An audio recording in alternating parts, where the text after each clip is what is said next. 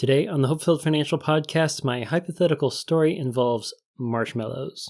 For our budget tip, we're going to be talking about how to make your savings goals fast. Our question of the day involves a canceled pension. And for our main topic, we're going to be discussing the difference between traditional and ROTH retirement investment accounts. Everybody needs to know what the difference is between these two types of retirement accounts, so I sincerely hope you stick around to the end and that you like, follow, and subscribe.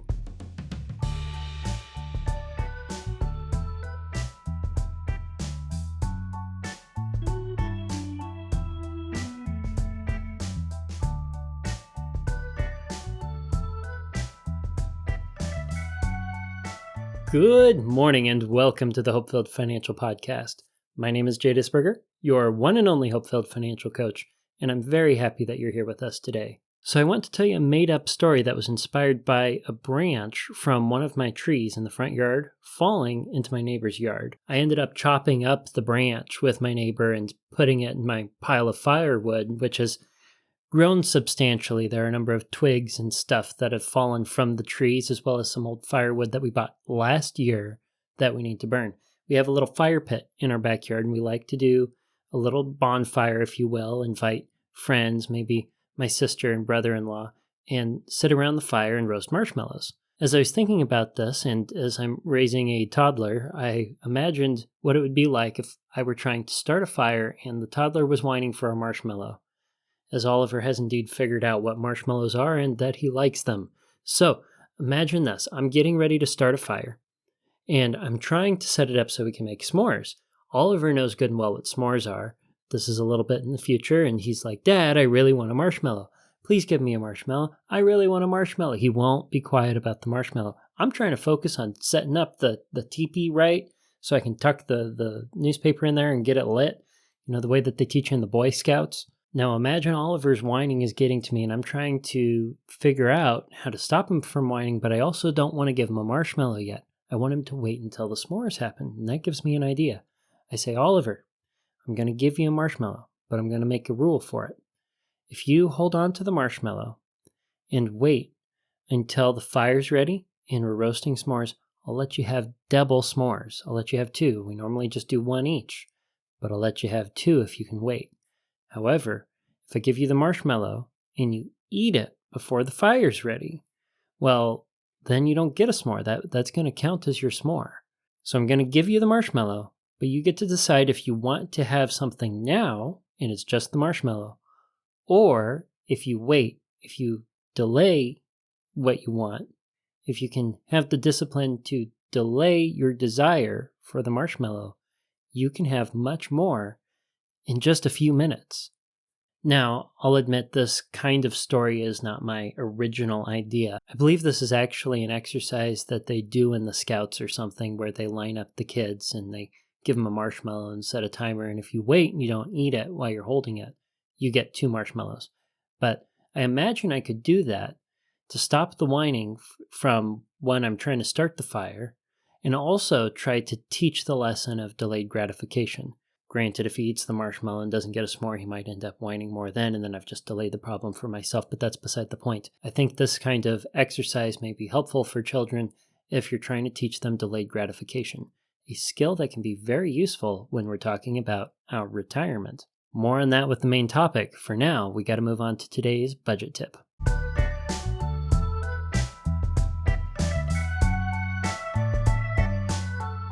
Our budget tip is to make your savings goals fast. Now, if you've listened to the podcast for a while, you know I am a proponent of making a savings allocation plan a part of your budget. Basically, take your savings account, or savings accounts if you have multiple, break them up into different goals that you're saving for. Break them up into different missions for every dollar in your savings account, kind of like what you do for your monthly budget with your income, but for your savings. That way, when you go and spend some savings on a large purchase, you know that you still have enough in savings for the other goals or the other risks that you have saved to fight against, like an emergency or your health insurance deductible. And you can spend the money that you saved up for, say, the car or the home down payment or that really fun toy that you wanted to take to the lake. And you can spend that money without feeling guilty or feeling ooh, what if we don't have enough if someone broke a leg while we're on the lake? So that's what I really like clients doing with their savings accounts, breaking them up into a savings allocation plan. Now, when you have your savings goals listed like that, you want them to be FAST. That's an acronym. Stands for Frugal, Attainable, Specific, and Trackable. FAST. So let's talk about that. If you've listened to the podcast before, that frugality is the intentional practice of prudent economy. If you are intentional about your savings goals, they're going to be more meaningful to you. If you're prudent about them, they're going to make sense. And if they're economical, they'll be relatively reasonable as well. So that's F. Let's talk about A, achievable. We want to think of this as being realistic for the income that you have.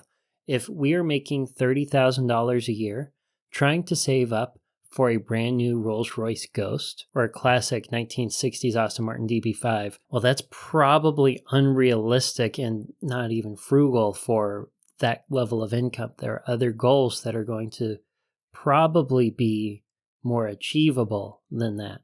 Maybe a dream car that fits your level of income isn't the most expensive kind of car that you can buy. And we have to use our judgment on what's achievable. But if you make a savings goal that isn't actually achievable and you don't believe you can actually make it happen, do you think that goal is actually going to result in reality? Back to FAST. F-A-S. Specific. We need to be as specific as possible when it comes to our particular savings allocation goals.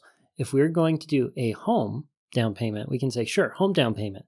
But we need to know how much of a home we want to buy. We need to know how much of a down payment we need to save for. We need that specific number. We also want to know specifically when we need that number. That way we can figure out how much we need to save every month. And that takes us to T. T is trackable. If we know specifically the number we need for each of our specific goals, and we have our monthly budget, we know how much we need to save each month in order to make it to our specific goal on a specific date. And that's part of the reason why, if you want your savings goals to become reality, it is important for you to run a monthly budget. In conclusion, today's budget tip is to make your savings goals happen fast. Frugal, achievable, specific, trackable goals become reality. Now it's time to answer a question submitted by you. Today's question comes from Kara. Kara asks, what should you do when your employer cancels your pension? Kara, that's a great question. If your employer is working on canceling their pension plan, if they still have one, they're going to terminate it or freeze it. Now, if they terminate it, they're probably just going to offer you a lump sum to take. They might also offer you an annuity that kicks in retirement based off of how far along you were in saving up the pension. So you can do one of those two things. You can take the lump sum, roll it over into a retirement account, be it a traditional or a Roth, probably an IRA. That is, if they're not willing to roll it over to an employer-sponsored plan like a 403b or 401k. Or you could take the annuity. Now, the annuity, you won't have as much control over how that money grows, and you're not going to be able to get a lump sum that you could use in your retirement, nor would you be able to leave to your heirs, but it would give you a guaranteed piece of income in retirement. So which one you take sort of depends on what you're comfortable with and what your goals are in retirement. And I can't make that decision for you. The other thing that they could do, though, is freeze the program. Now, freezing the program means that they won't let you make any additional contributions, but you don't have to make a decision today. If you have the program terminated, you got to figure out what you're going to do with it when the program's terminated. If it's frozen, you wait to retirement to make the decision between the lump sum or the annuity. So if this happens to you, here's what you need to do. You need to investigate what the annuity would be, and you need to thoroughly understand what your retirement account would look like if you moved that money over into an IRA.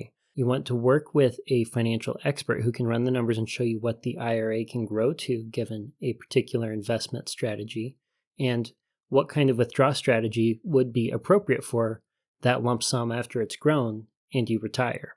That way you can compare what the annuity would be to what taking the lump sum would be. Every situation is going to be different, and you're going to need to run the numbers in all cases.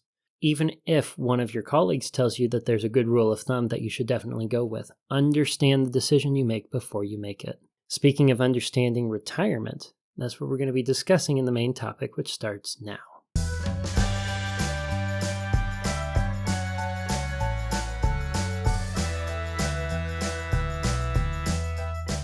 Okay, when you have a retirement account, and I'm going to primarily be talking about IRAs, but the Roth versus traditional applies completely to 401k offerings.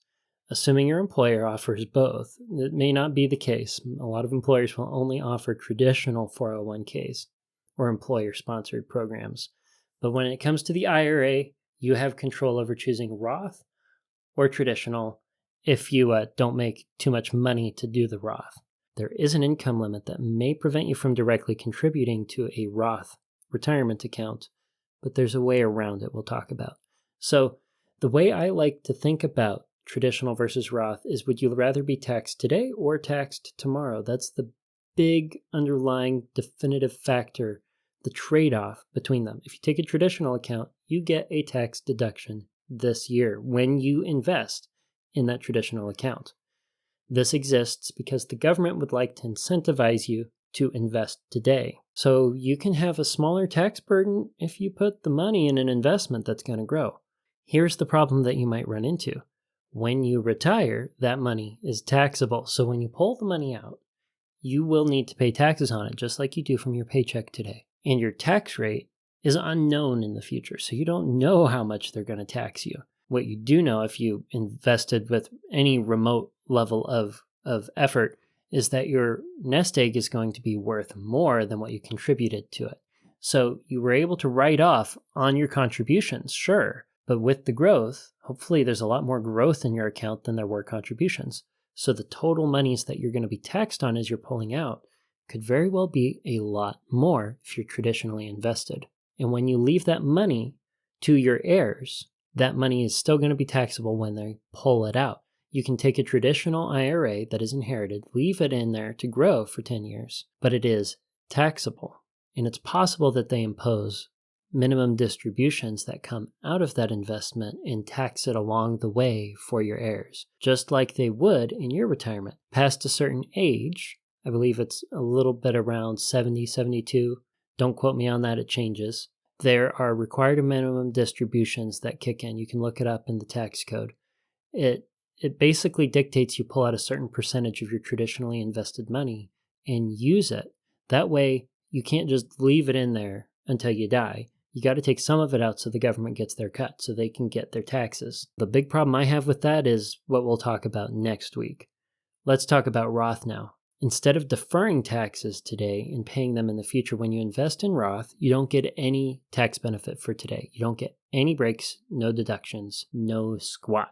But your contribution, because you already paid taxes on it technically, you didn't deduct it, can grow tax-free. Now, this is a big deal. We've talked about safe withdrawal rates. Last week's episode was quite the doozy, and it focused on safe withdrawal rates in a pretty fiery way. If you missed that episode, go back and find it on the podcast. When we run the numbers for safe withdrawal rates, we're not taking taxes into account.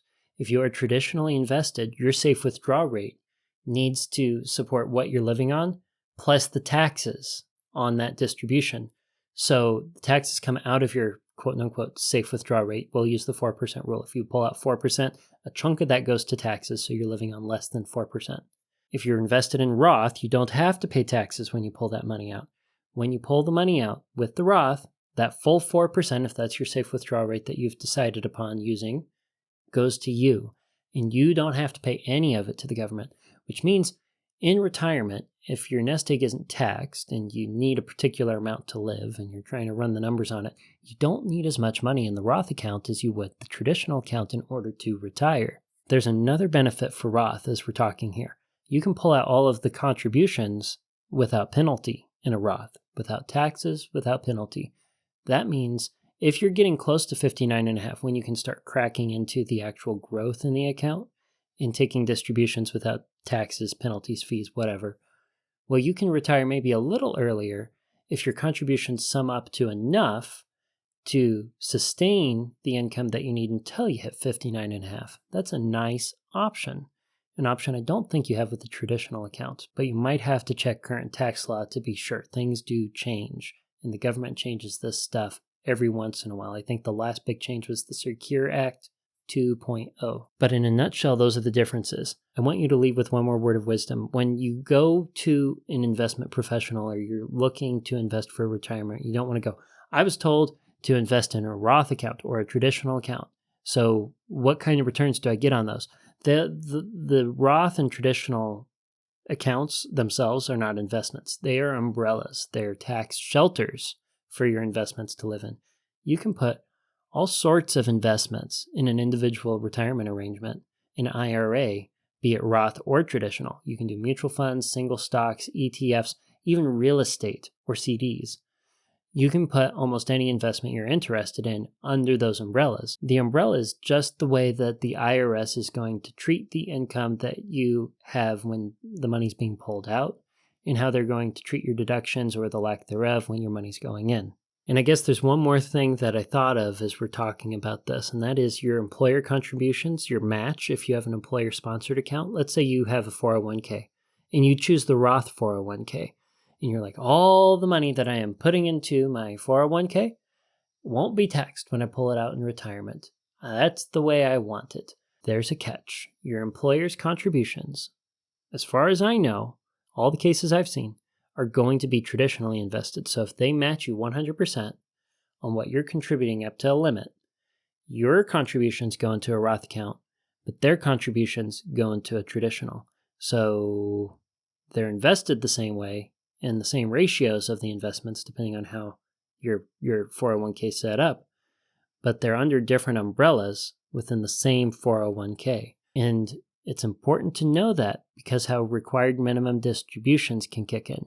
And that's really what we're going to be focusing on next week. Next week, I'm going to go through a very important example to show you how required minimum distributions can harm your safe withdrawal rate and how it's important to understand how much of your money is in the Roth, how much of your money is in the traditional, and grasp a strategy that makes sense to you and matches your goals.